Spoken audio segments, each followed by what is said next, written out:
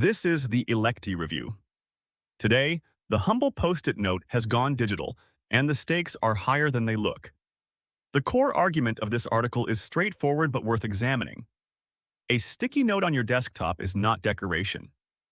When used with discipline, it functions as a personal micro-database, a layer of working memory that sits between your brain and your apps.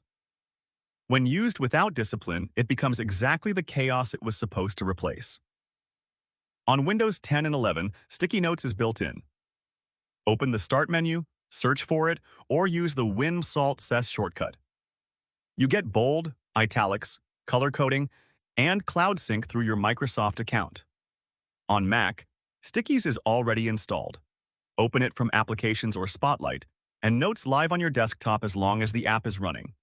Sync there runs through iCloud. Neither platform requires a third-party app for most use cases. The article draws a clear line. If you need the information today and will read it multiple times, a desktop note makes sense. If it needs to stay relevant for weeks or involves multiple people, you need something more structured. That boundary is where most users fail.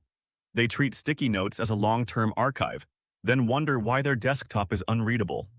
The sync story is where it gets genuinely useful.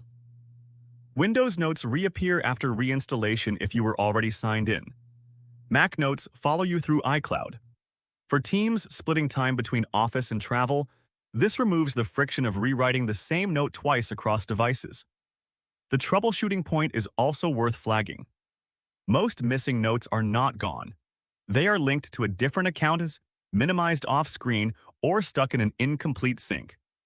Check the account first, then the notes list, then restart the app. The practical rule the article lands on: if a note no longer has a clear action attached to it, it should not remain visible. That is not a productivity tip. It is a discipline. And the difference between a tool that helps you think and one that adds noise is almost always discipline, not software. That's the review.